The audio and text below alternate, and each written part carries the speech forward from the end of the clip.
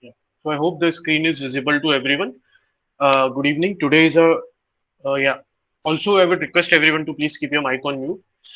Yeah. So this is a demo session for tendering, bidding, and contracts. We are starting a 21-day course in which we will cover these three topics. So one by one, I'll take you throughout the topics, and then we'll have just a brief discussion about tendering and bidding. So first of all, my name is Anshit Gupta. Something about my work experience. I have worked as Deputy Manager Planning in Shapoorji Pallonji and Company Private Limited for 3.5 years. And now I have the teaching experience that I have with Pro Trainee is I have taken sessions on tendering, bidding, and contracts before. I have taken sessions on MSP, that is Microsoft Project Intermediate and Advanced level. I have taken sessions on risk management, materials management, QA, QC, quality assurance, and quality control, and safety. These are the subjects I have taken session on with Pro Training. So this will be our complete course contents for 21 days. The classes that we will be taking for 21 days will be in English as well as in Hindi. So language वाला कोई issue नहीं है, हम लोग हिंदी में भी ये सारी चीजें cover करेंगे. So the lecture is divided into the course for 21 days is divided into basically three major topics. First is tendering and bidding. So the things that we will see in tendering and bidding is first, what is tendering, what is tender, what is bid. Complete जो एक पूरा tendering का procedure रहता है, the complete procedure we will cover for tendering and bidding. So what is a tender, tendering, bid, कैसे complete in tendering process, what are the items like invitation to bid, notice inviting tender, instructions to bidders, language of tender, scope of work, specifications, drawings, bid form, price schedule, bidders qualifications, bid security, bid validity period, contractors bid, bid evaluation, that is both technical as well as financial, contractor finalization, letter of acceptance, and finally the award of contract. जो ये पूरा process रहता है tender भरने से लेकर tender award होने का, ये पूरा process we will study. Then there are different methods of bidding depending upon the type of contract. क्या कॉन्ट्रैक्ट है जिसके लिए आप बिड कर रहे हैं, उसके हिसाब से अलग अलग मेथड्स होती हैं टेंडरिंग की.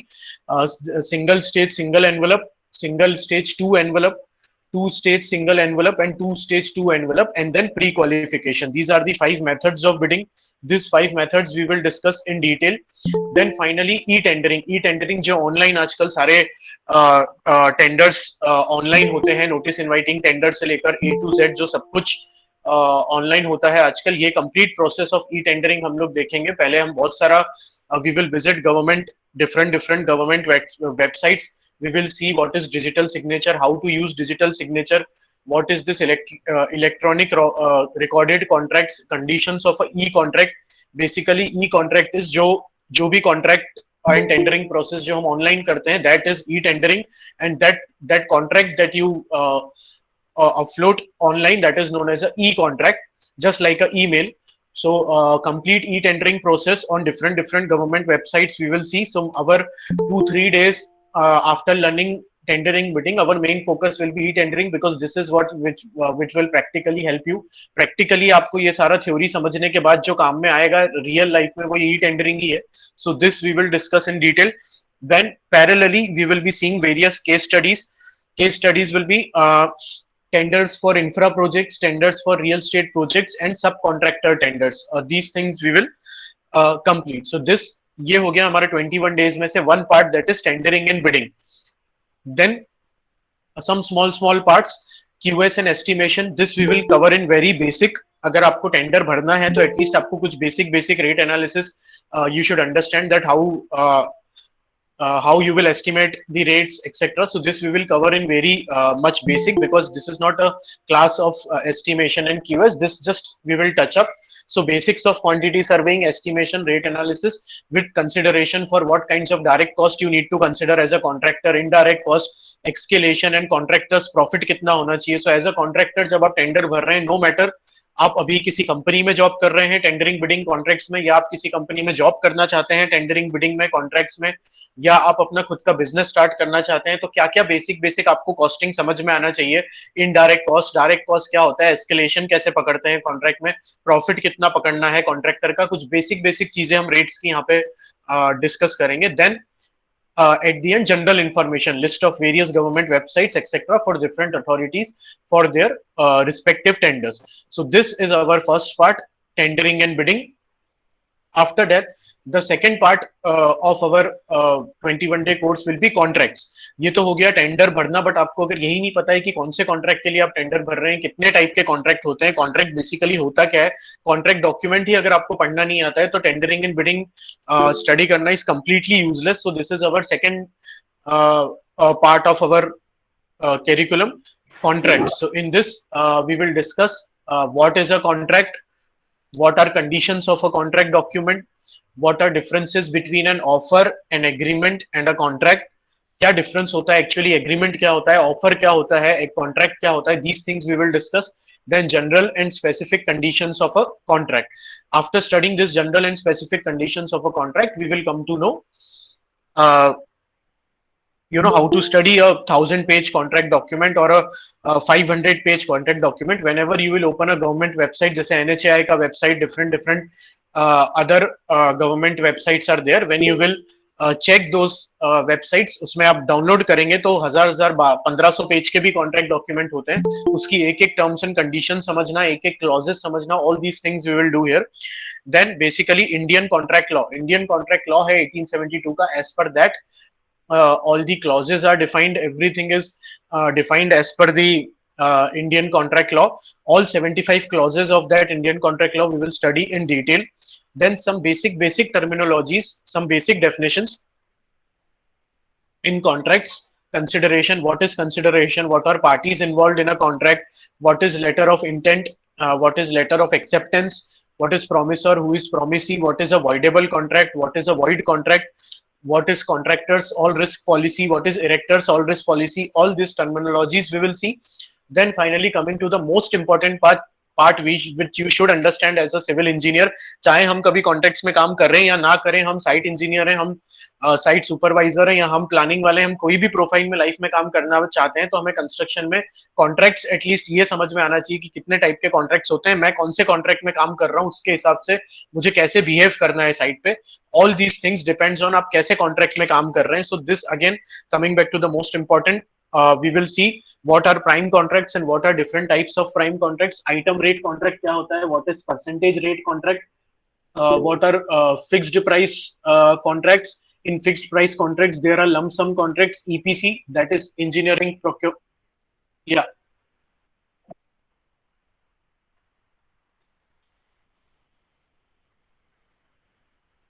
yeah, sure, but here it is showing me full screen only.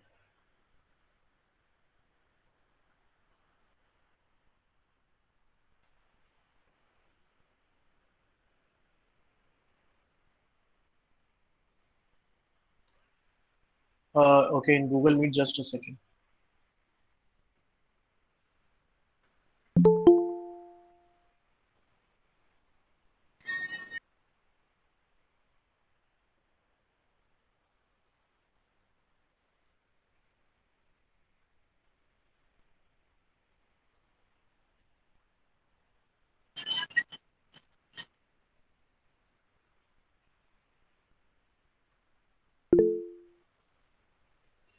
Actually, parallelly, someone else is also presenting the screen. I don't know what.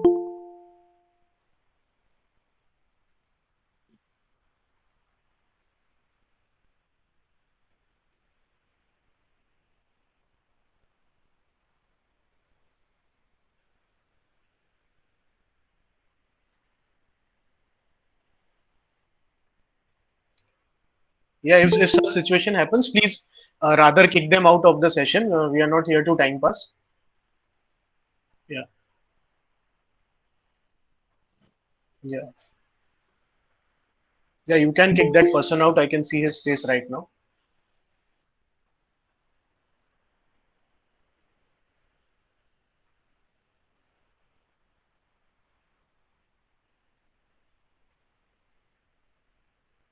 Yeah, so I hope my screen is available now. It is visible. Yeah, tell me. Yeah. So anyways, so this is the type of different types of contracts that we will study: EPC, engineering, procurement, construction, turnkey, design, build, all these things. Then cost plus percentage contracts, cost plus percentage fee, cost plus fixed fee, cost plus incentive fee, all this, which is also known as target estimate. Then guaranteed maximum terms, GMP, and then concession contracts. These are the major type of contracts. There are various types of contracts, but these are the major 10-15 type of contracts which are prevailing in our industry. These we will discuss. Also hybrid annuity model, which is currently now very much in demand in NHAI and various infra projects. That also hybrid annuity model we will also discuss in detail. Then these are small contracts or small agreements which you will require in real life. Apart from the major type of contracts, these are purchase orders. Whenever we buy any material, those purchase orders we will see. Subcontractor, uh, small subcontractor agreements we will see. Insurance contracts, security bonds, and guarantees. These are all kinds of contracts that we will see throughout our session. And then standard forms of contracts in India. So whatever may be the type of contract here, there are basically they are based on two things. First, their contracts are based on CPWD, that is PWD guidelines and PWD norms, and then there are contracts based on FIDIC. So these two kinds of standard forms of contract also we will see, and then we will see the major differences in conditions of a contract based on CPWD and conditions of contract based on FIDIC. Then FIDIC, there are 2-3 different types of FIDIC books for different kinds of contracts. There is FIDIC Red Book, FIDIC Silver Book, FIDIC Green Book, and FIDIC Orange Book. All these things we will discuss in our second part of the session, that is contract. So first is tendering bidding, second is contracts, then third is claims and disputes. So whenever 2-3 parties are in a contract or in an agreement, there is always some claim that will be there. There will always be some disputes that there will be there. So in the last 4 to 5 sessions, we will focus on claims and disputes. So in claims and disputes, we will see first interpretation of contracts, how to interpret a contract document. For example, a same contract document is interpreted differently by client and differently by contractor. So that interpretation we will see. Then role of an engineer in construction contracts. Then if in any case there is a dispute, or there is a claim which is not easily being resolved between both the parties, that is client and contractor or subcontractor, or it may be client and consultant, then in that case there are various alternate dispute resolution techniques in construction industry. It is not necessary that you need to directly go to the court and you directly need to start fighting with people, because that creates an issue with your reputation, your company's reputation. And obviously if as a contractor you start fighting with the client, then definitely you are not going to get work again from that particular client. So that's why there are alternate dispute resolution techniques in construction industry. Those dispute techniques we will see.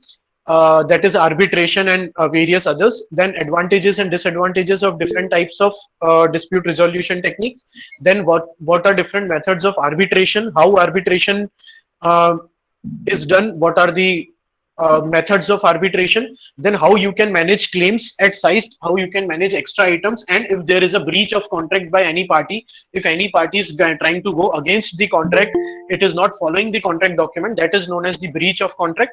All these things we will see. So this is going to be our complete syllabus or curriculum, you can call it, for 21 days uh, course for tendering, bidding, and contracts. Now, I'll just start with the few basics I'll try to cover in today's session, a basic definition, so you'll get a glimpse of the way how we carry out the session. So first is tendering. The word tendering means a documentary procedure for inviting bids, appointing experts, contracting firms, equipment suppliers, and service providers for executing the work. That can be of any nature. So this complete process is known as tendering. For example, you own a piece of land. There, as a owner of that land, you decide to. Uh, excuse me, please. I would request everyone to mute their mics. Yes, thank you. Yeah. So the word tendering is a complete documentary procedure. Just a small example.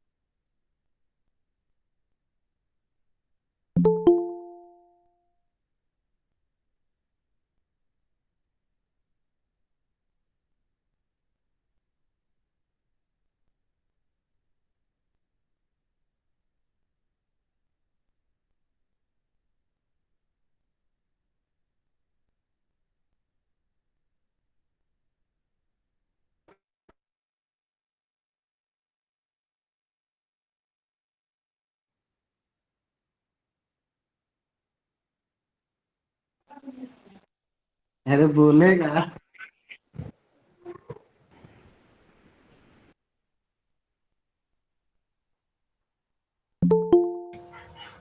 Sir voice नहीं आ रही sir. Hello hello. Yeah, is it clear now? हाँ okay okay thank you. आ रही sir आ रही okay.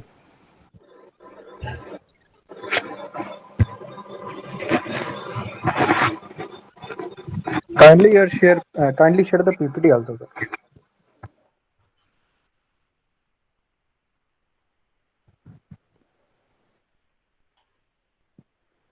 This complete process is known as tendering. Then apart from tendering, tender क्या होता है? Tender मतलब एक ऑफर जो एक पार्टी दूसरे पार्टी को देती है, that is known as an offer. So I'll just read out the definition. Offer made by one party to another.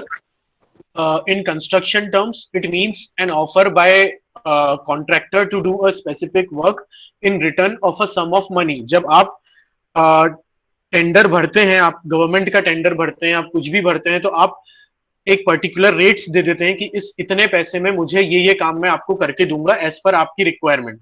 That offer is known as a tender, जो एक पार्टी दूसरे party को देती है. In this case the contractor makes an offer to the client. So that is known as tender. और ये जो पूरा डॉक्यूमेंटेशन होता है लास्ट तक, जब तक आपको कॉन्ट्रैक्ट अवार्ड नहीं हो जाता है, फ्रॉम फर्स्ट जब आपने वो नोटिस देखा पेपर में या आपने न्यूज में या आपको किसी ने कॉल करके बताया, वहां से लेकर लास्ट डे तक जब तक आपको कॉन्ट्रैक्ट अवार्ड हुआ, या अगर आपको अवार्ड नहीं हुआ तो आपने जो पैसे डिपॉजिट किए थे वो वापस नहीं आ जाते. ये पूरे डॉक्यूमेंटेशन को, प्रोसेस को we call it tendering. Again अभी हम सिर्फ डेफिनेशंस देख रहे हैं. Obviously in 1 hour we can not go into detail. So this is just definitions. Then जो एक कंप्लीट बिड डॉक्यूमेंट होता है, उस डॉक्यूमेंट का क्या क्या कंपोनेंट्स होते हैं. So this will just see the terms first. invitation for bid is a document, instruction to bidders, contractors bid, letter of acceptance, letter to proceed with the work, agreement form, general conditions of contract, specific conditions of contract, contract data, COPA, then specifications.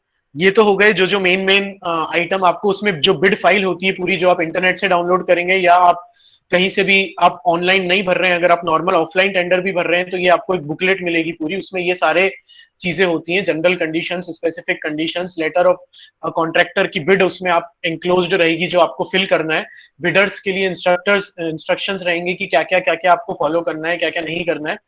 then there will be specifications, complete project के specifications, उसमें building के specifications, then specifications for electrical works, additional conditions of contract, list of approved makes, क्या क्या makes approved हैं, क्या क्या approved नहीं है, all those things.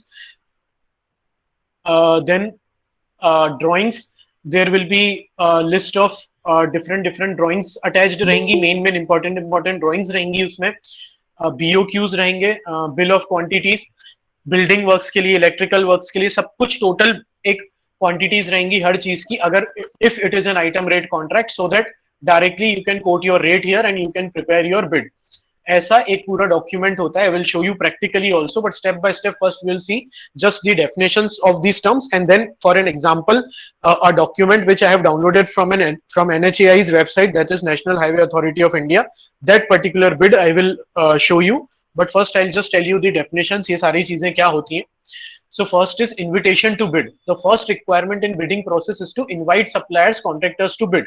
If I am the client, मैं ओनर हूँ, चाहे गवर्नमेंट ओनर हूँ या प्राइवेट ओनर हूँ, फर्स्ट अगर मैं ये कुछ काम करने वाला हूँ, ये लोगों को पता कैसे चलेगा जब तक मैं नोटिस नहीं निकालूंगा पेपर में या कहीं भी, मतलब मैं बिड इनवाइट कर रहा हूँ, वो पब्लिक को कैसे पता चलेगा? तो उसके लिए जो एक एडवर्टाइज जैसा होता है, that is invitation to bid.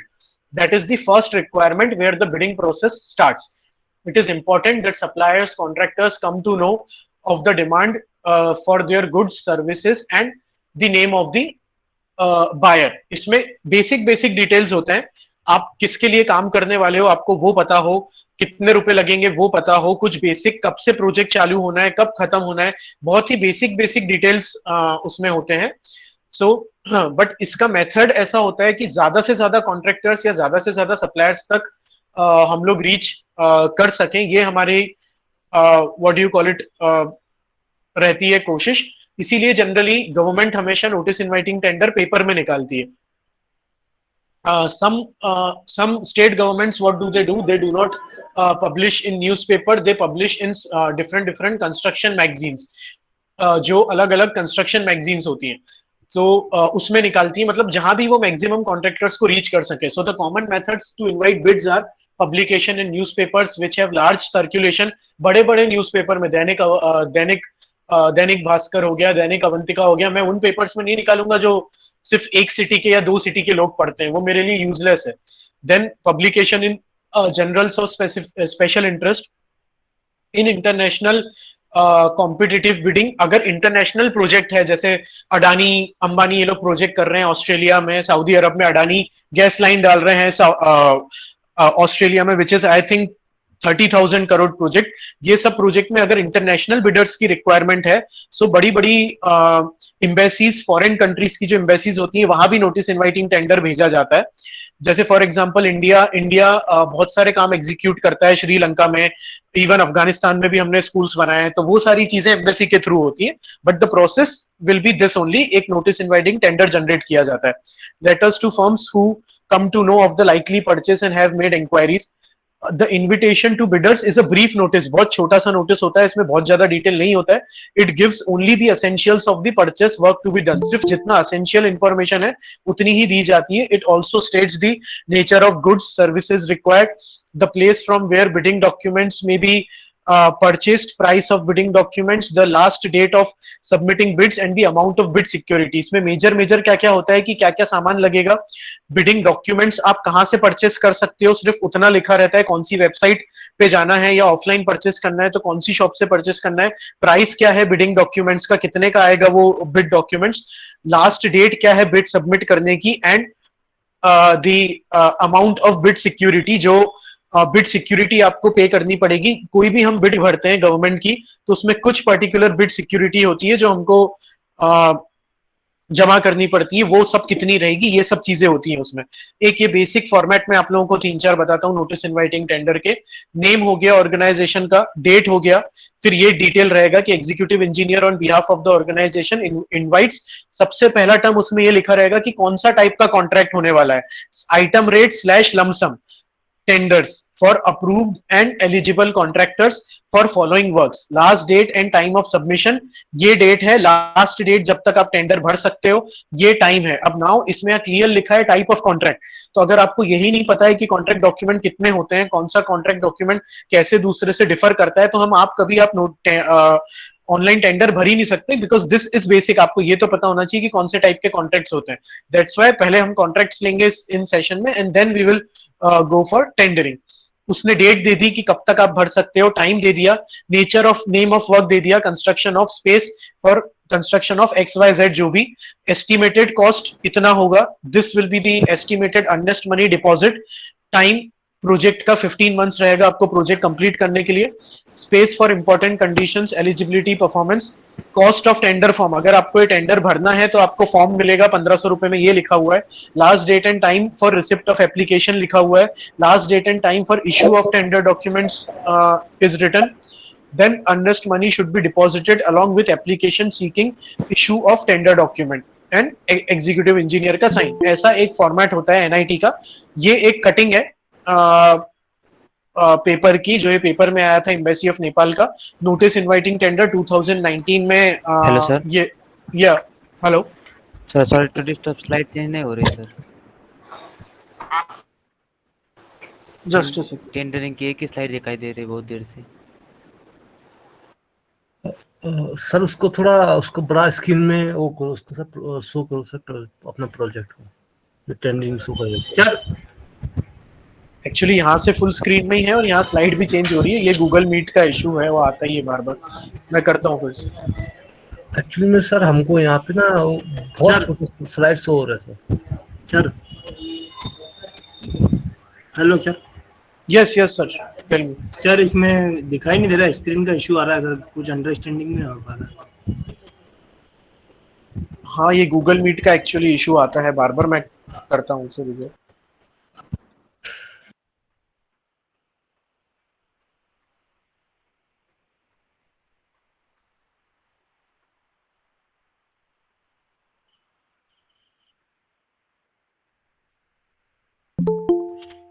दिख रहा है क्या अभी? Yes sir, yes sir. Okay. Actually वो फुल स्क्रीन करने में अटक जाता है, इसीलिए बेटर कि मैं फुल स्क्रीन नहीं करूं। अभी चेंज हो रही है क्या स्लाइड्स? Okay okay, thank. ठीक, डन। हाँ, तो स्मॉल में ही चलने देते हैं। सो ये एक ऐसा एक अपना नोटिस इनवाइटिंग टेंडर।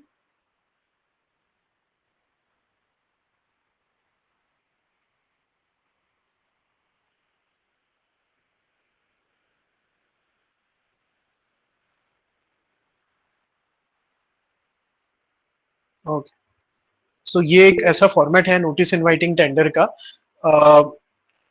इस टाइप का फॉर्मेट होता है। एक पेपर का कटिंग है, ये मैं आप लोगों को जूम करके दिखाता हूँ। ऐसा होता है नोटिस इनवाइटिंग टेंडर। किस दिन पब्लिश हुआ है, डेट लिखा है, उसका नंबर है, nature of work, construction of peripheral pedestrian pathway around boundary wall of the embassy of Nepal and providing installation of outdoor gym equipment. This is the nature of work. Estimated cost, क्या cost होने वाला है project का, inclusive of GST या excluding GST, वो लिखा हुआ है। अर्नेस्ट मनी, कितना अर्नेस्ट मनी डिपॉजिट करना पड़ेगा, वो लिखा हुआ है। कॉस्ट ऑफ टेंडर डॉक्यूमेंट, मतलब आप टेंडर भरना चाहते हैं तो आपको टेंडर डॉक्यूमेंट 650 रुपीज का मिलेगा, विच इज नॉन रिफंडेबल। आपको टेंडर अलॉट हो या नहीं हो, ये 650 रुपए नॉन रिफंडेबल है, ये लिखा हुआ है। टाइम ऑफ कंप्लीशन 45 डेज का छोटा सा प्रोजेक्ट है ये। Last date and time of submission of bid, इस ये लास्ट डेट है जब तक हम बिड सबमिट कर सकते हैं, इस डेट तक। Date and time of opening of technical and financial bid, ये लास्ट डेट है। Embassy retains the right to modify amend this notice, ऐसा एक छोटा सा नोटिस होता है। देन दूसरे ये एक दूसरे प्रोजेक्ट का नोटिस है, ये एक थोड़ा डिटेल्ड टेंडर नोटिस है। ये तो बहुत छोटा सा नोटिस था, ये थोड़ा सा डिटेल में है। नेम ऑफ वर्क लिखा हुआ है, new construction of primary health centre building, एक बिल्डिंग है पूरा इन स्टाफ क्वार्टर ऐसा है, उसका एस्टिमेटेड कॉस्ट कितना रहेगा प्रोजेक्ट का ये लिखा हुआ है। अर्नेस्ट मनी उसमें कितना डिपॉजिट करना पड़ेगा हमें 10% वो लिखा हुआ है। सिक्योरिटी डिपॉजिट कितना करना पड़ेगा वो लिखा हुआ है। Class of contractor second and above, अब क्लासेस ऑफ होते हैं कॉन्ट्रैक्टर के, अलग अलग स्टेट्स के हिसाब से अलग अलग क्लासेस होते हैं कॉन्ट्रैक्टर्स के। जैसे जनरली ए क्लास कॉन्ट्रैक्टर जिनका 30 करोड़ के ऊपर साल का टर्नओवर होता है उन्हें हम ए क्लास कॉन्ट्रैक्टर बोलते हैं। जिसका 30 करोड़ से कम होता है उसे हम बी क्लास कॉन्ट्रैक्टर बोलते हैं। जिसका 1 करोड़ से भी कम होता है उसे हम सी क्लास बोलते हैं। जनरली हर सिटी में हर स्टेट में इसका अलग अलग मतलब है क्लास ऑफ कॉन्ट्रैक्टर का। Then time limit in tender 12 months का प्रोजेक्ट है ये लिखा हुआ है। इसमें ये कंडीशन क्लियर लिखी हुई है कि this is including monsoon season, मतलब बारिश के 3 महीने मिला के ये 12 महीने का टाइम है। आपको अलग से बारिश हो गई सर, बाढ़ आ गई साइड पे, उसके लिए आपको अलग से टाइम का कोई एक्सटेंशन नहीं मिलेगा गवर्नमेंट से, ये इसमें क्लियर लिखा हुआ है। दूसरा इसमें ये लिखा हुआ है कि no price escalation will be given, मतलब चाहे आज सीमेंट 300 रुपीज में मिल रही है, 2 लॉकडाउन लगने के बाद अब सीमेंट 350 पर बैग में मिल रही है, उससे गवर्नमेंट को या ये क्लाइंट को कोई मतलब नहीं है। आपको एक्स्ट्रा कुछ भी नहीं मिलेगा, आपको काम इसी अमाउंट में एग्जीक्यूट करना है। सो ये एक बेसिक जो इंपॉर्टेंट चीजें हैं वो सारी हमेशा नोटिस इनवाइटिंग टेंडर में लिखी होती है। फिर complete bidding process will B online, that is e tendering. All the notifications regarding this tender notice here after will be published online. इस साइट पर आपको भरने हैं टेंडर। बिडिंग डॉक्यूमेंट इस डेट से इस डेट तक आपको अवेलेबल होंगे इस वेबसाइट पर। और फाइनली जब आपकी बिड है वो आप बिड लास्ट ये डेडलाइन तक आप बिड भर सकते हैं। ये सारी चीजें इसमें लिखी हुई हैं। देन कुछ और पेमेंट की कंडीशंस है, कितने टाइम में हम पेमेंट करेंगे वो सारा चीजें उसमें लिखी हुई है। टेक्निकल बिड अब किस तारीख को ओपन होगी वो लिखा है। जो लोग टेक्निकल बिड को क्वालिफाई करेंगे उसके बाद फाइनेंशियल बिड किस डेट को ओपन होगी वो सब लिखा हुआ है। Price escalation will not be given. Right to reject है, क्लाइंट को जिसका चाहे वो उसका रिजेक्ट कर सकते हैं, उन्हें कोई देने की एक्सप्लेनेशन देने की जरूरत नहीं है कि क्यों उन्होंने रिजेक्ट किया।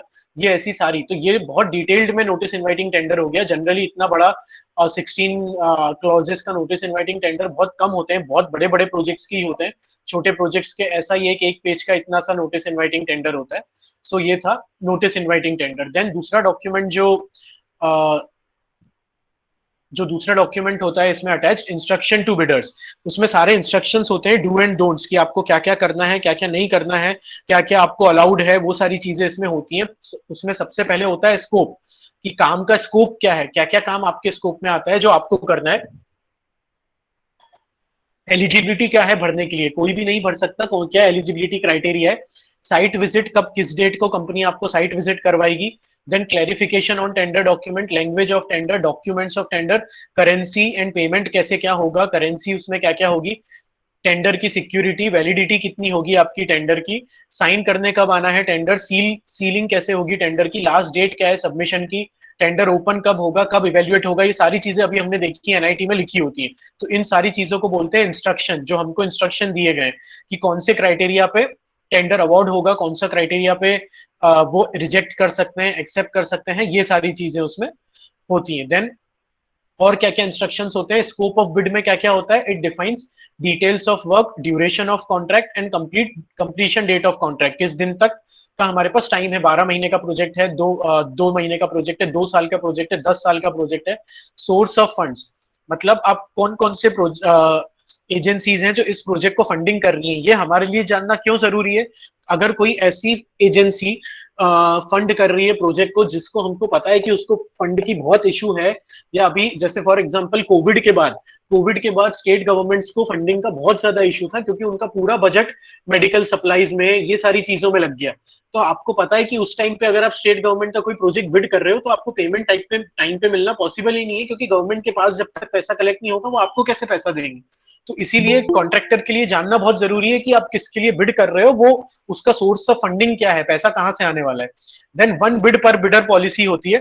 इसका मतलब है कि एक कंपनी शापुरजी या फिर एक कंपनी एफकॉन्स या टाटा या L and T, one company can send only one bid. ऐसा नहीं है कि एलएनटी की तरफ से 2 बिड चले गए कि सर आपको ये अच्छा लगे तो ये, वो अच्छा लगे तो वो। This is not, one bid पर बिडर पॉलिसी होती है। ये सारी चीजें नोटिस इनवाइटिंग टेंडर में क्लियरली लिखी होती है।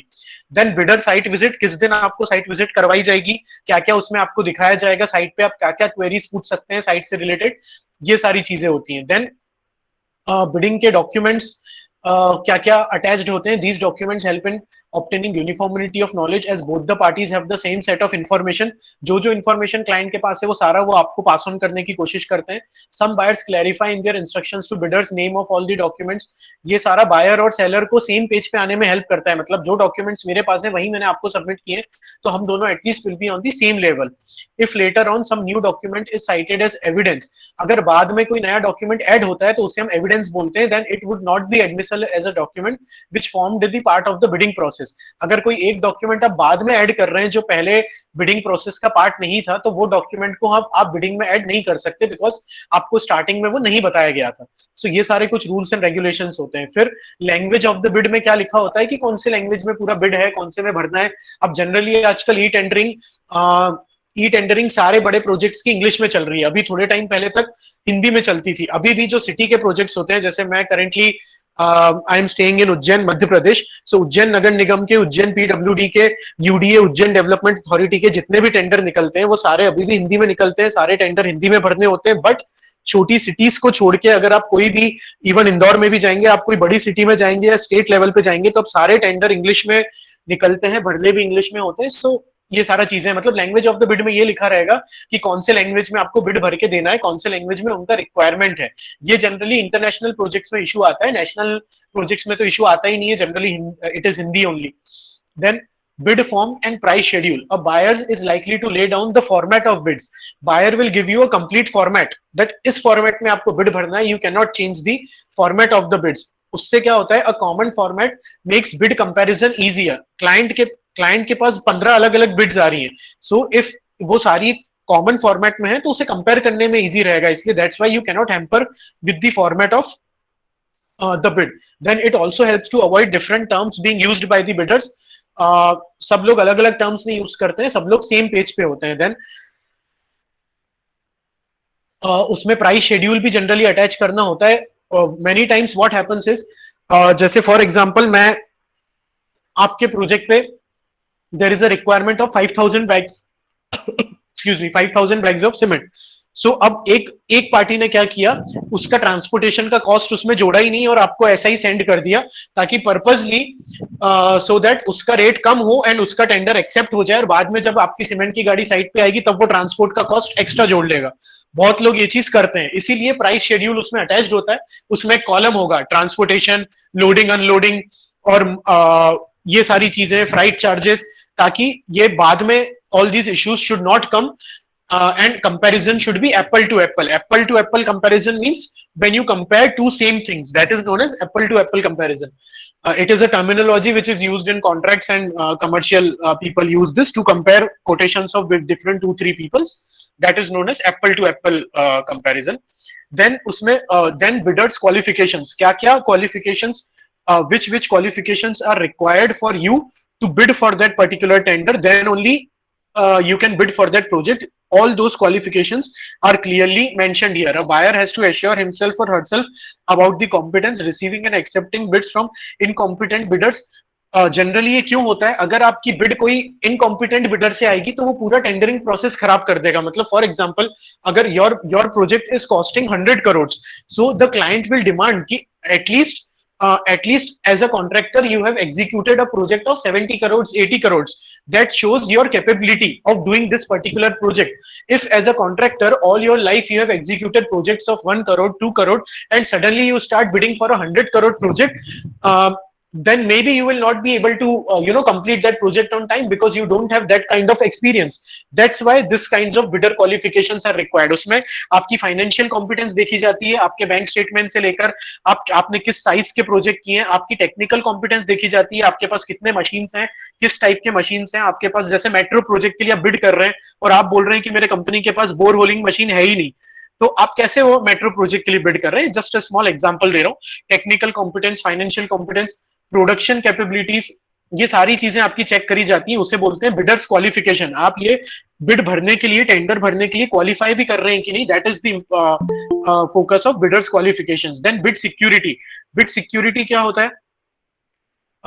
जब भी आप कोई बिड भरते हैं तो कुछ पर्टिकुलर अमाउंट, जैसे अगर 10 करोड़ का प्रोजेक्ट है, so in that case 10 lakhs, 5 lakhs कुछ security amount you will have to pay to the client, जो आपको अगर अलॉट नहीं होगा टेंडर, तो that money will be return back to you if the tender is not allotted to you. Why this bid security is kept? Generally because what happens is, ताकि nuisance ना create हो। अगर bid security नहीं होगी तो आलतू फालतू कंपनियां भी भरती जाएंगी, कोई भी भर देगा, मैं भी भर दूंगा, हर कोई भर देगा, चाहे मैं कॉम्पिटेंट हूं या नहीं हूं। जो आदमी उस प्रोजेक्ट को लेकर सीरियस होगा वही ये प्रोजेक्ट भरेगा, क्योंकि 5 लाख, 6 लाख, आपको 10 लाख जो भी है वो बिड सिक्योरिटी आपको भरनी पड़ेगी, जो आपको 6 महीने बाद मिलेगी या साल भर बाद मिलेगी। तो जो उस प्रोजेक्ट को लेकर सीरियस है वही भरेगा। नॉनसेंस बिडिंग ना हो, उसके लिए मतलब फॉल्स इंटेंशन से बिड ना हो। बहुत सारे लोग बिड करते हैं सिर्फ बिड गिराने के लिए या कॉस्ट प्रोजेक्ट की गिराने के लिए। बहुत सारी फॉल प्रैक्टिसेस होती है कंस्ट्रक्शन इंडस्ट्री में। वो all those who have worked in construction industry will understand what kind of foul practices are going on in construction. So ये सारी चीजें अवॉइड करने के लिए बिड सिक्योरिटी ली जाती है। And bid security gets forfeited if a bidder refuses to honour the contract when its bids get accepted. अगर आपको अगर टेंडर अलॉट नहीं हुआ है तो आपको bid security as it is return मिल जाएगी, जो भी उसमें टाइम पीरियड लिखा है। बट इफ आपको टेंडर अलॉट हो गया और अब आप काम करने से मना कर रहे हो, आपने सिर्फ भर दिया था, अब भरने के इंटेंशन से आपको प्रोजेक्ट एग्जीक्यूट नहीं करना था, पर आपको टेंडर अलॉट हो गया, तब आपको बिड सिक्योरिटी नहीं मिलेगी। वो बिड सिक्योरिटी से जो पैसा आएगा, दैट मनी गवर्नमेंट रख लेगी, क्योंकि आपने ब्रीच किया है कॉन्ट्रैक्ट को। आपने पहले टेंडर भरा, फिर आपको अलॉट हो गया तो आपने काम करने से मना कर दिया। उसके वजह से गवर्नमेंट के बहुत रिसोर्सेज वेस्ट हुए और गवर्नमेंट को वापस एडवर्टाइज देना पड़ेगा।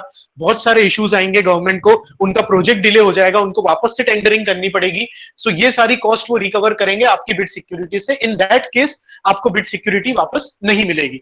Then one point to remember as a client, if you are working for a client company, if this bid security is very high, then it may discourage bidders. अगर आप मुझसे बहुत ज्यादा पेमेंट मांग लोगे, अगर मैं स्मॉल कंपनी हूं, उतना मैं बिड सिक्योरिटी बेयर नहीं कर सकता, तो उसके वजह से बहुत सारी कंपनीज हो सकता है कि आपके प्रोजेक्ट के लिए बिड ना करें, because your bid security was very high. So all these things you need to keep in remember. Bid validity period ये हम ऑलरेडी देख ही चुके हैं। अगर आप एक बार आपने बिड सबमिट कर दिया, तो वो बिड सबमिट करने के बाद कितने टाइम तक आपकी बिड वैलिड है। ऐसा नहीं है कि आपने 2 साल पहले एक टेंडर भरा था, उसके बाद 2 लॉकडाउन आ गए और उसके बाद आज आपको गवर्नमेंट बोलेगी कि अंशित तुम्हें टेंडर अलॉट हो गया है, कल से काम चालू कर देना। तो कैसे मैंने 2 साल पहले जो टेंडर भरा था, तब स्टील का रेट था 35 रुपीज के जी, आज स्टील मिल रहा है 58 रुपीज के जी।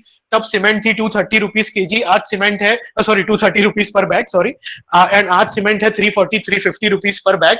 सो कैसे मैं प्रोजेक्ट उस रेट में एग्जीक्यूट करूंगा? इसलिए बिड वैलिडिटी पीरियड होता है कि जब आपने एज अ कॉन्ट्रैक्टर बिड भर दिया तो उसका कुछ वैलिडिटी होता है कि 3 महीने आपका ये बिड वैलिड है या 1 महीने आपका बिड वैलिड है।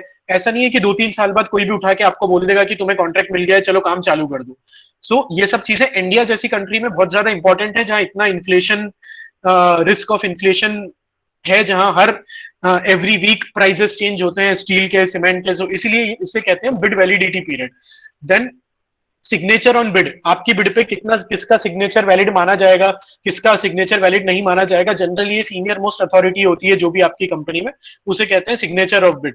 Then secrecy of bid. Secrecy of bids मतलब कि एक दूसरे की बिड आप एक दूसरे को you can not disclose, and the client will also not disclose your bid to others. All these things come under secrecy of bid. ये क्यों होना चाहिए? ताकि अगेन वो फाउल प्रैक्टिसेस ना हो। जैसे हमारे यहाँ सीमेंट इंडस्ट्री में बहुत ज्यादा फाउल प्रैक्टिसेस चलती हैं, सारे लोग वो सारे मिलके साथ में रेट बढ़ाते हैं, गिराते हैं, वो सारी चीजें, तो ये कॉन्ट्रैक्ट में ना हो, इसलिए सीक्रेसी ऑफ बिड्स आपसे साइन करवाया जाता है कि मैं अपना अमाउंट, अपना बिड दूसरी पार्टी को रिवील नहीं करूंगा। All these things come under secrecy of bid. Then deadline for bid submission, ये हमने ऑलरेडी देख लिया। नोटिस इनवाइटिंग टेंडर में एक डेट लिखी होती है कि ये लास्ट डेट है, ये लास्ट टाइम है, up till this date, up till this time you can submit your bid. That is known as deadline for bid submission. Then withdrawal of bids. The law of contract allows the bidder to withdraw the bid before acceptance. अगर आपका bid accept नहीं हुआ है वो जिस दिन तक bid open नहीं हुआ है उसके एक दिन पहले भी अगर आपको लग रहा है कि मैंने बिड गलत भर दिया, मुझसे कुछ उसमें टेक्निकल फॉल्ट हो गया बहुत बड़ा, तो आप बिड विड्रॉ कर सकते हैं।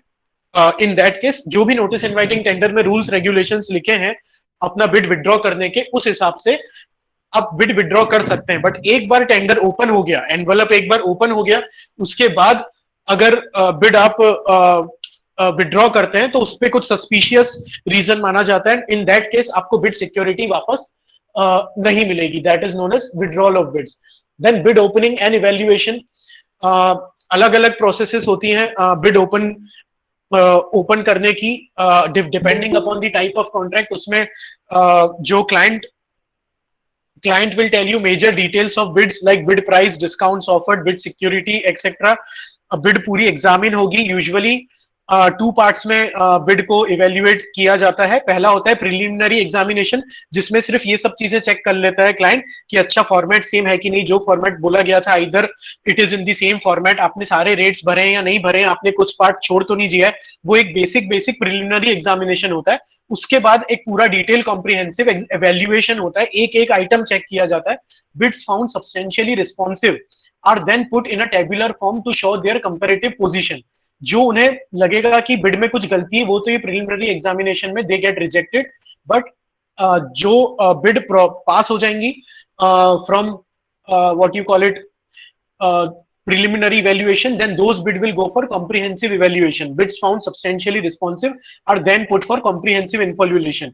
एक पूरा टेबल जैसा बना के गवर्नमेंट चेक करती है क्या आपने प्राइजेस भरे हैं, टैक्सेस कितने ऐड किए हैं, आपने ट्रांसपोर्ट जोड़ा है या नहीं जोड़ा है, इंश्योरेंस कॉस्ट जोड़ा है कि नहीं, स्पेयर्स का कॉस्ट आप देंगे कि गवर्नमेंट को पे करना है, transportation to site from site कैसे होगा, cost of goods, delivery schedules, एक एक चीज बहुत डिटेल में चेक करी जाती है आपने कहाँ कहाँ where you have made the adjustments, and then as per this variations, as per this comparable format, then final comparison is made. If a bid is not clear on some points, a buyer may seek clarifications. There are two things. If अगर आपके bid में कुछ चीजें clarity नहीं है, then there are two options. चाहे client आपसे clarification on mail मांग सकता है, आपको मेल करके कि यार तुम्हारे बिड में ये समझ में नहीं आ रहा, प्लीज गिव मी क्लैरिफिकेशन। आपको 1 दिन का, 2 दिन का, 5 दिन का वो टाइम देंगे कि आप अपना बिड्स के क्लैरिफिकेशंस दें। अगर वो क्लैरिफिकेशन भी जस्टिफाइबल नहीं माने जाते हैं तो उस केस में क्लाइंट आपका बिड रिजेक्ट भी कर सकता है कि आपने पर्पसली ये सारी चीजें रॉन्ग करी हैं। ये पूरा प्रोसेस हो गया। उसके बाद जो party they find suitable, they award the contract to that particular party. Instructions to bidders make it known that a buyer has the right to accept or reject any bid. The bidders cannot force a buyer to accept a particular bid. आप client को force नहीं कर सकते अपना bid accept करने के लिए। A bid awards a contract after the evaluation of bids. He or she also has the right to increase or decrease the quality of items to be purchased within the range when the instructions to bidders. Acceptance of bids result in a binding contract. एक बार bid आपका accept हो गया, then both the parties come under a binding contract. The bidder whose bid is accepted is asked to sign a contract. जिसकी bid accept हो जाएगी उसे contract document sign करने के लिए बोला जाएगा to formalize the acceptance of offer. ये एक just basic these were very basic definitions, very basic idea, just to give you a small idea ki how tendering works. So this was just because this is just a demonstration. In just 1 minute I'll show you a PDF document which I have downloaded from an NHAI website, and then we'll take any doubts if there are. Just a second, I'll open a PDF document.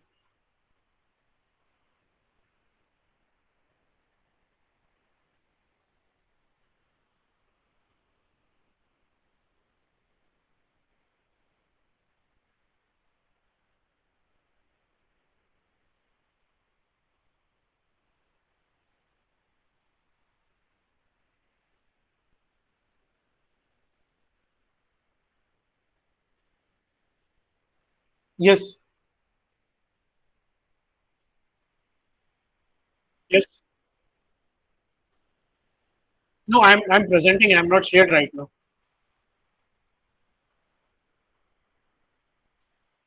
Yeah. So this is just a request for proposal document which I have downloaded from NHAI website. Construction for 8-lane SS controlled expressway starting from MP Gujarat border near Chayan village and ending after bridge over Hadaf near this particular district. ये यहाँ से यहाँ तक का पूरा काम है, ये उसमें बताया हुआ है। ईपीसी है कॉन्ट्रैक्ट, ये बताया हुआ है। तो अगेन आप अप्लाई तब कर पाओगे जब आपको पता है कि ईपीसी कॉन्ट्रैक्ट क्या होता है। एनएचएआई इसमें क्लाइंट है, national highway authority of India, June 2020 का ये डॉक्यूमेंट है। इसमें क्या क्या है जस्ट कंटेंट्स ब्रीफ में एक सेकंड में हम लोग देख लेंगे। नोटिस इनवाइटिंग टेंडर है, बैकग्राउंड है प्रोजेक्ट का, शेड्यूल है पूरा बिडिंग प्रोसेस का, brief description of the bidding process, general terms है बिडिंग में, एलिजिबिलिटी क्राइटेरिया क्या है, क्वालिफिकेशन क्राइटेरिया क्या है, वो सारा है, proprietary data, cost of bidding क्या आएगी वो लिखा है, साइट विजिट कब करना है, वेरिफिकेशन कब होगा आपका इन्फॉर्मेशन का, डिस्क्वालीफाई आपको किस बेसिस पे कर सकती है गवर्नमेंट, वो सब लिखा है। इस प्रपोजल के कंटेंट्स हैं। फिर format and signing off bid, कैसे किस फॉर्मेट में आपको बिड देना है, साइन कैसे करना है बिड, क्या क्या डॉक्यूमेंट्स होंगे टेक्निकल एंड फाइनेंशियल बिड के। देन बिड का due date, late bid, procedure क्या होगी टेंडरिंग की जो गवर्नमेंट फॉलो करेगी, ऑनलाइन ओपनिंग ऑफ बिड्स कैसे होंगी, बिड कौन से बेसिस पे रिजेक्ट होंगी, कौन सी बिड की कब तक वैलिडिटी रहेगी, कॉन्फिडेंशियलिटी क्या है, correspondence with the bidder and bid securing declaration. उसके बाद कौन से बेसिस पे बिड एवेल्युएट होंगी, कैसे टेक्निकल बिड, फाइनेंशियल बिड, ये सारा चीजें उसमें डिटेल लिखा हुआ है। किस चीज को फ्रॉड माना जाएगा, कौन से चीज को आपने करा तो you will be considered as fraud, pre bid meeting कब होगी, बिड के पहले कॉन्फ्रेंस होती है वो कब होगा, और ये सारी चीजों के फॉर्मेट इसमें अटैच्ड है। आपको यहीं से फॉर्मेट डाउनलोड करके उसी फॉर्मेट में भरना है बिड को, ये सारे फॉर्मेट्स इसमें अटैच्ड है। सो ये तो सबसे पहला हो गया हमारा notice inviting tender. I hope the screen is visible. Then after this notice inviting tender ये पूरा डिस्क्लेमर वगैरह हो गया।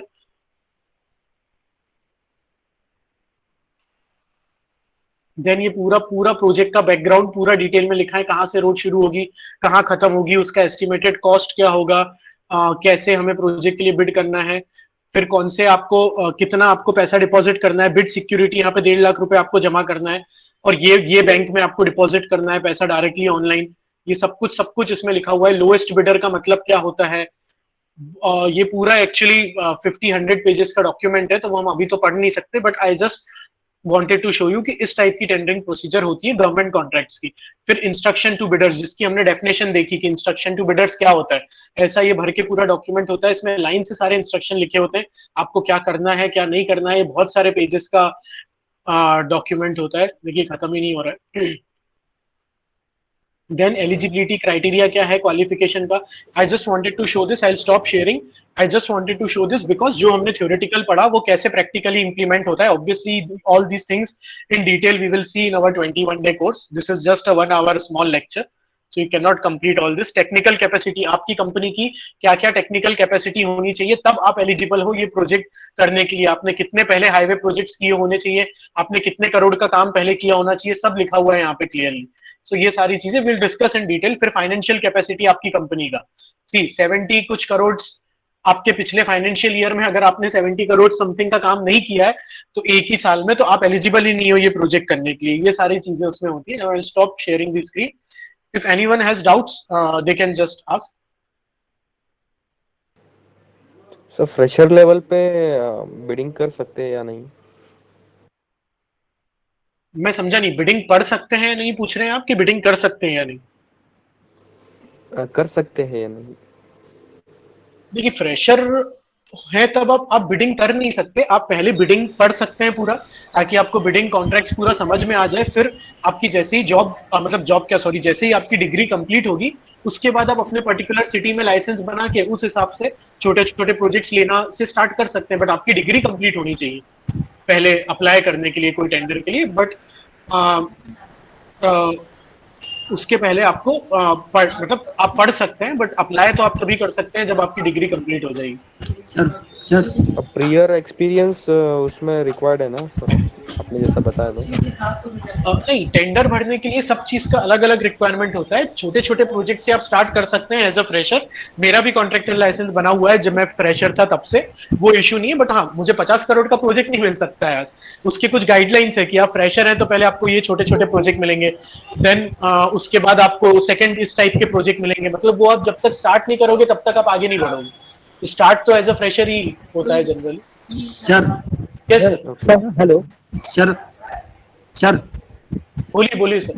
सर मैंने अभी रजिस्ट्रेशन करवाया सर, मैंने अभी कॉन्ट्रैक्टरशिप का, उसमें जस्ट 1 ईयर ही हुआ है, मैंने कोई भी मतलब वर्क नहीं लिया है। तो इसमें क्या रहता है सर, कितने तक का भी मैं कॉन्ट्रैक्टर ले सकता हूँ सर, थोड़ा डिटेल में बताइए।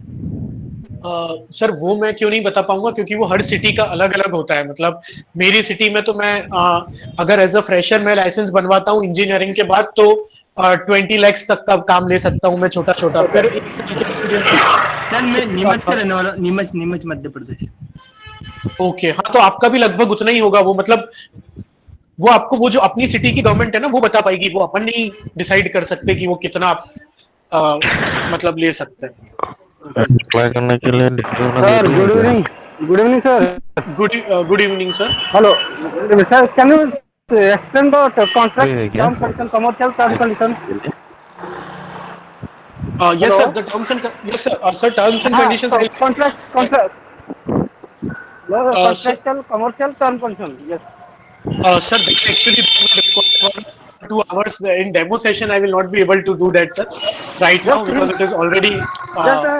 Just give me hints that what is the you are explaining and you giving your course, that commercial contractual term condition, please.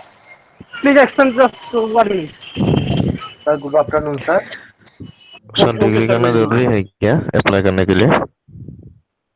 Sir good afternoon sir. Good afternoon sir, good afternoon. Sir मेरा question है, आप जो course provide कराओगे ना इसमें जी, तो ये manual base में होगा या कुछ एक्सेल बेस में भी ऐसा फॉर्मेट तैयार कराओगे आप इसमें, या कुछ वेबसाइट में जैसे टेंडरिंग कैसे भरते हैं, या प्रैक्टिकल भी इसमें देंगे आप?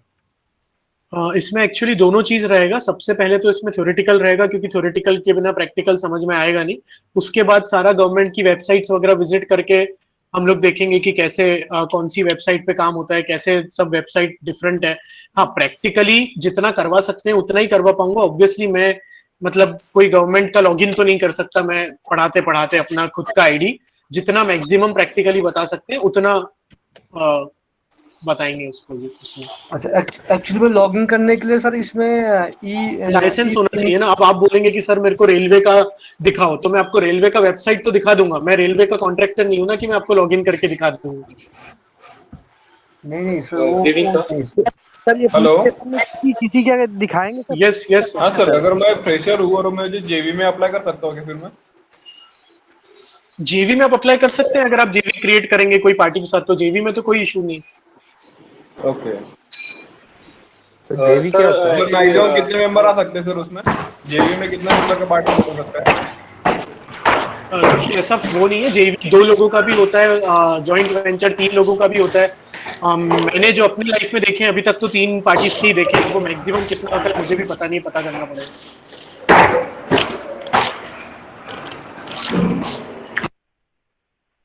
You guys can post it out in chat also। अगर इतना लोग साथ में अनम्यूट कर रहे हैं उससे समझ में नहीं आ रहा है तो चैट में भी आप लिख सकते हैं, कोई इश्यू नहीं। Hello hello, yes sir. Sir मुझे आप जो आप 21 डेज का लाइव सेशन है उसमें आप मुझे प्रैक्टिकली बताएंगे कि कैसे टेंडर भरते हैं, सब प्रैक्टिकली बताएंगे ना? हाँ, प्रैक्टिकली उसमें 1-2 दिन तो उसमें मिनिमम प्रैक्टिकली ही चलेगा पूरा, मिनिमम 2 से 3 दिन। मतलब बाकी मैंने लाइसेंस निकाला है सर, मैंने अभी लाइसेंस निकाला है, तो मुझे एक टेंडर भरना है उस काम के लिए, तो वो कैसे भरते हैं कैसे नहीं वो आप मुझे बताएंगे? हाँ, वो भी बताएंगे। मतलब मेन पहले हम थ्योरी कवर करेंगे ताकि मतलब जो मैंने आपको कंटेंट्स बताया था कि कितने टाइप के कॉन्ट्रैक्ट होते हैं, क्या होता है, कैसे ये सब चीजें वर्क करती हैं, वो बताएंगे। और उसके बाद प्रैक्टिकली भी बताएंगे, सब चीज कवर करेंगे। ठीक है, ठीक है सर।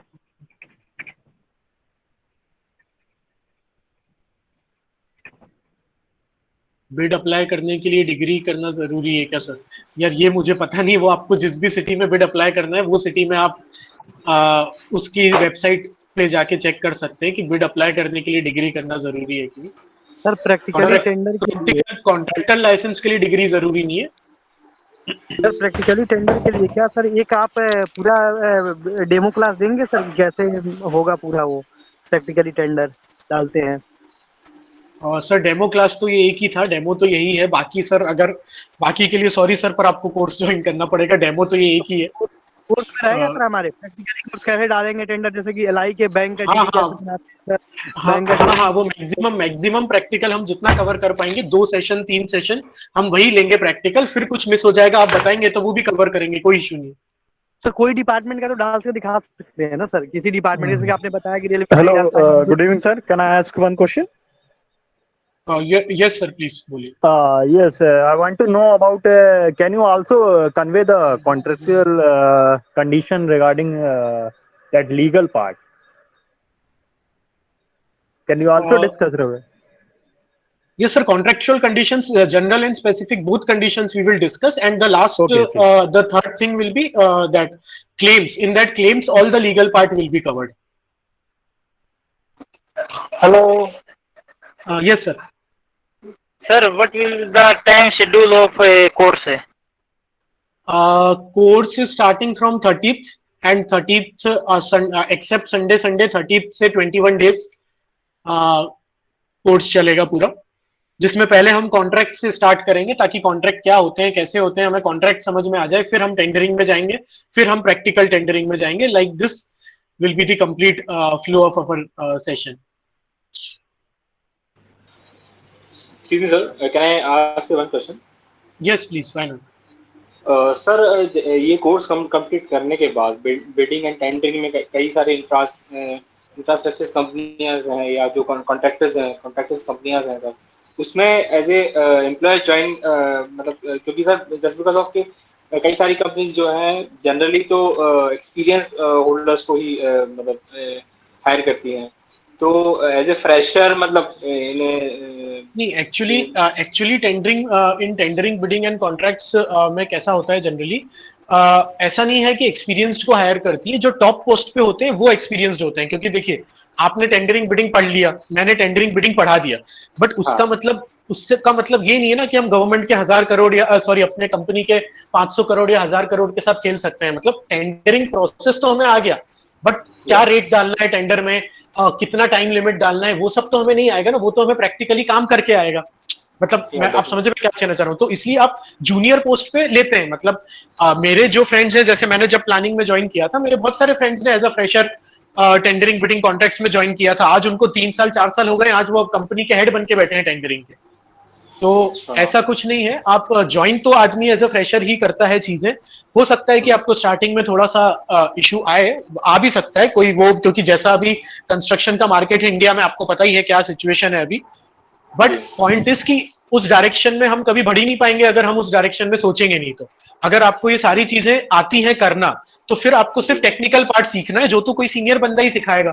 मतलब उस पर्टिकुलर कंपनी का, कि वो कंपनी क्या रेट भरती है, रेट कॉन्ट्रैक्ट लेने के लिए वो कंपनी का क्या सिस्टम चलता है, मतलब वो रेट कम करते हैं या फिर वो क्या बोलते हैं आधे ही वर्क के लिए बिड करते हैं, वो सब तो वो कंपनी ही बता पाएगी, मतलब जिस कंपनी के लिए आप टेंडर भर रहे हैं। ऐसा ये तो पूरा प्रोसेस हो गया जो आप टेक्निकल समझ लेंगे कि हाँ टेंडरिंग बिडिंग ऐसे होता है, ऐसे करते हैं, इतने टाइप के कॉन्ट्रैक्ट है, एटलीस्ट आप इंटरव्यू में खड़े रह पाएंगे मतलब ये करने के बाद। उतना तो मेरा गारंटी है, जितना मैंने निकमार में टेंडरिंग बिडिंग कॉन्ट्रैक्ट्स पढ़ा है और जितना अपना प्रैक्टिकल लाइफ में यूज किया है, उतना मैं पूरा आपको 21 डेज में दे दूंगा नॉलेज। बाकी जो सिविल इंजीनियरिंग वाला पार्ट है कि रेट क्या भरे, आपने रेट गलत डाल दिया या कम, उसके वजह से कंपनी को टेंडर नहीं मिला, वो तो सर नहीं बता पाऊंगा।